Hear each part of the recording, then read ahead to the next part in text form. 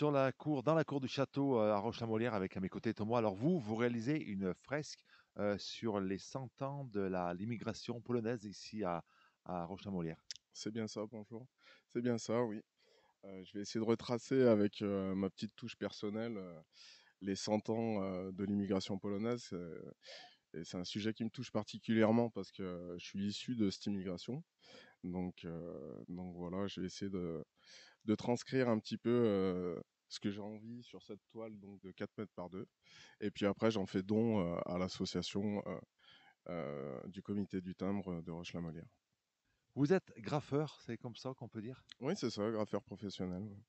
Donc vous travaillez, ben, vos outils de travail, on va les voir, c'est les bombes de peinture tout simple, un masque bien sûr pour se protéger les poumons parce que ben, il y a des vapeurs et il y a des en plein air et puis donc une toile. Alors le dessin, vous le faites, vous l'avez dessiné dans votre tête, vous avez un petit croquis. Comment Ah oui, oui, comment ça naît hein, une toile comme ça?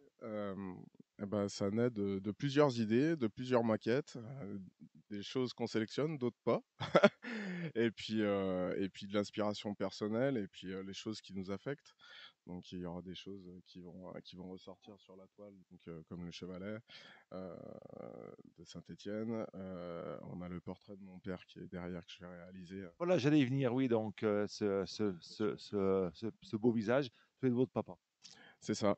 Donc mon père qui est plus parmi nous malheureusement et du coup bah, ça m'affectait aujourd'hui de le mettre sur cette toile parce que c'est son histoire, c'est mon histoire, c'est l'histoire de mon grand-père aussi.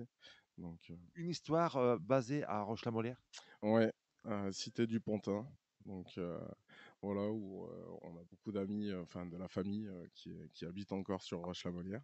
Et après ma famille est partie sur Moreno. Donc, donc voilà, oui, Roche-la-Molière, c'est les racines un petit peu où mon père a grandi, en tous les cas. Donc c'est pour ça qu'il est sur la toile aussi. Les couleurs, alors on voit du bleu, du rouge, du noir, du blanc, du rose. Comment vous les choisissez, ces couleurs? Alors là, c'est en fait simple. Enfin, c'était compliqué en fait parce que j'avais presque envie de faire quelque chose de très très coloré. Moi, j'aime bien travailler les couleurs très flashy. Mais je voulais aussi retranscrire un petit peu justement cette fraternité entre Polonais et Français et justement cette collaboration qu'il y a eu. Donc j'ai décidé en fait de faire des drapés bleu, blanc, rouge et blanc et rouge. Voilà, que moi je vais agrémenter avec des éclaboussures de peinture, donner un peu de dynamisme.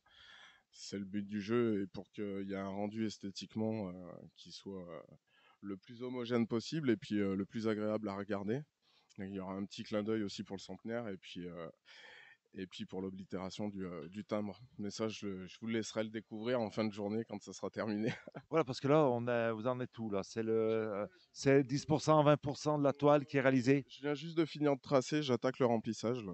Donc j'attaque la mise en couleur. Voilà, tout simplement. Donc après, c'est que du coloriage. Et pour venir découvrir cette toile, donc rendez-vous au château de Roche-la-Molière. Thomas, merci beaucoup et puis ben, à très vite. Merci beaucoup. Merci beaucoup, à très vite.